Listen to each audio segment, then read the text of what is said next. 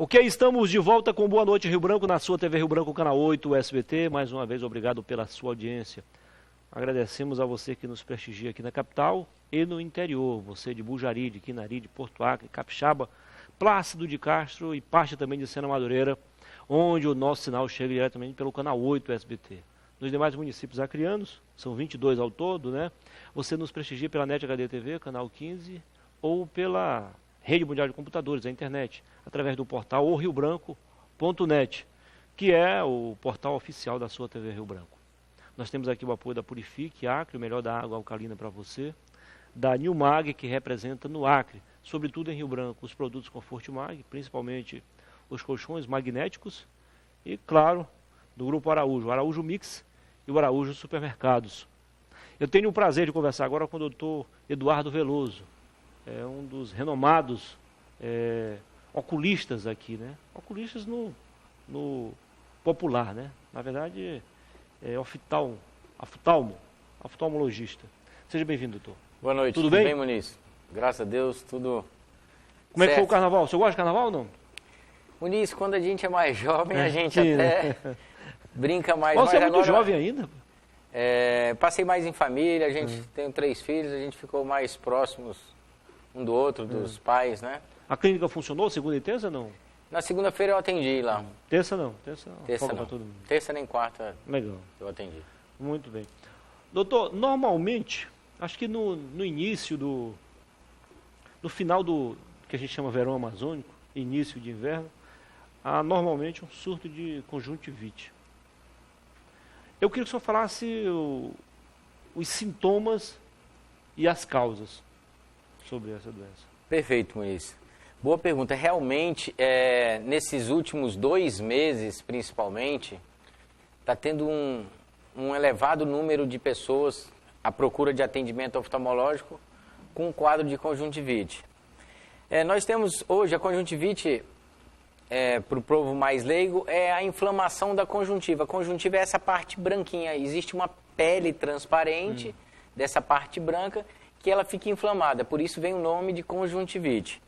E ela pode ser de várias formas. Pode ser conjuntivite alérgica, conjuntivite viral, conjuntivite bacteriana, conjuntivite fúngica, conjuntivite química, que às vezes, se cai uma soda cáustica ou cai um ácido, alguma coisa no olho, pode gerar uma conjuntivite por agente químico, Entendi. né? Então, a mais comum, que é a mais falada, que no popular é aquela que realmente é transmissível de uma pessoa para outra mais rapidamente, é a conjuntivite viral, que, se a gente for colocar em números, ela representa mais do que 90% de todas as conjuntivites, de todos os casos de conjuntivite. Então, a conjuntivite viral nada mais é do que, a gente levando para o popular, uma gripe do olho.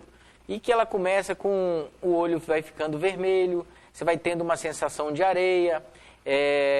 Com isso também podem aparecer alguns gânglios na parte da face da pessoa, geralmente aqui por baixo da mandíbula. Chega a incomodar a dor. Então, quando é uma conjuntivite mais severa, sim, pode incomodar. A pessoa fica com aquela sensação, aquele carocinho, às vezes meio dolorido, no popular falando, né? Nós temos 2 tipos de conjuntivite. A viral e a bacteriana. Qual é a mais comum aqui? A mais comum, como eu falei, é a viral, né? Ela é mais transmissível, ela tem por volta de 90% dos casos e é com ela que a gente precisa se preocupar mais, porque ela atinge mais as pessoas. E ela, depois do período que passa os sintomas, ela pode ainda levar, às vezes, a uma baixa de visão devido ao vírus, que ele fica presente na córnea e ele causa um infiltrado. Alguns dias ainda, isso. Isso. E aí pode baixar um pouco a visão, pode gerar uma, como é que a gente fala, uma fotofobia, aquela sensação de desconforto quando sai na claridade, entendeu? Então isso é um dos sintomas que mesmo a pessoa que já passou daquela crise do olho vermelho, ela pode apresentar isso pós aquele quadro agudo. E no início do processo ela se confunde uma com a outra, é isso? Isso, no início do processo, bem lembrado, todas as conjuntivites, às vezes elas se confundem, porque elas começam com a mesma sensação. Depois que elas vão tendo alguma característica diferente. Então, aí que entra o papel do médico. A gente fazer um bom questionamento para saber por onde a pessoa passou nos últimos dias, o que ela fez, se caiu algo no olho, para você ter como base nesse questionamento um diagnóstico mais preciso e você entrar com um tratamento que possa aliviar e até curar todo aquele processo inflamatório que viria a acontecer. Entendi. Deixa eu só explicar aqui que eu falei oculista no popular, mas com o passar do tempo as pessoas a gente foi evoluindo, evidentemente, e hoje o oculista, tecnicamente falando, não tem mais nada a ver com o que eu falei. Né? O oculista hoje é o profissional do laboratório que atende as receitas que vocês enviam, não é isso? Na realidade é optometrista que chama. Pois é, então é como se fosse um técnico em prótese dentária que atende um pedido, uma receita de um odontólogo. Né? Certo. Muito bem. Então, feita o devido esclarecimento, não estamos aqui para confundir, e sim para informar, né, doutor? Com certeza. Vamos lá, então. Doutor, agora, o que fazer para evitar esses surtos? Ou eles são inevitáveis? Não, existe medidas que sim, com certeza que dá para diminuir bem esse boom, essa transmissão da conjuntivite. Primeiro é a parte de educação familiar, né? De educação que a pessoa lembrar que tem que lavar as mãos, que não pode ficar pegando em todos os objetos, depois levar aos olhos, coçar a pálpebra.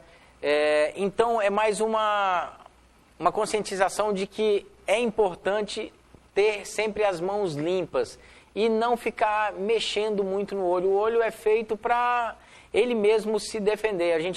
O coçar o olho, que eu vejo que muita gente faz, é muito prejudicial ao olho. A vista de um modo geral, né? Porque vamos pensar, vezes, né? O olho é que nem uma ponte. Imagina que o olho, a córnea, né, no caso, a córnea, ela tem uma estrutura de sustentação. E quando você coça aquelas fibras que estão ali juntas, você pode ter a quebra dessas fibras e com o tempo isso levar a um desarranjo dessas forças, que podem gerar alguns problemas, entendeu? Então, não vale a pena ficar coçando o olho. Existem hoje medicamentos que tiram essa sensação. E se coçar de forma muito leve. Tá? Se for coçar, faça no máximo exatamente. Para aliviar um movimento delicado, não pode ser bruto. Muito complicado. Tá, doutor, e o senhor falou das causas e os efeitos de cada uma dessas doenças que a gente falou. Perfeito. Os efeitos é assim. O ideal é que seja tratado o mais rápido possível para que os efeitos maléficos do vírus, da bactéria, dos agentes causadores, eles não levem a algum dano irreparável. Entendeu?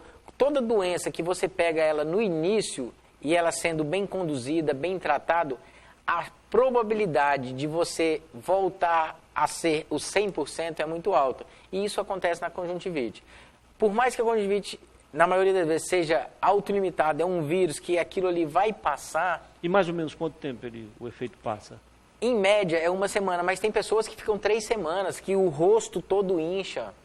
Tem algumas pessoas, doutor, por falta de condições financeiras, por não ter tempo para ir ao hospital público, por entender que é uma doença relativamente simples, ao modo dele, ao olhar dele, acaba esperando o tempo passar. Sofre muito e aí pode surgir outros problemas, né? Surgirem outros problemas. O problema que mais comum é que esse depósito, como eu falei, do vírus, e isso pode levar a uma baixa de visão, que se não for tratada, pode ficar com uma sequela. Pode gerar alguma úlcera, entendeu? Que aí depois, por mais que ela seja viral, pode ser infectada por bactéria.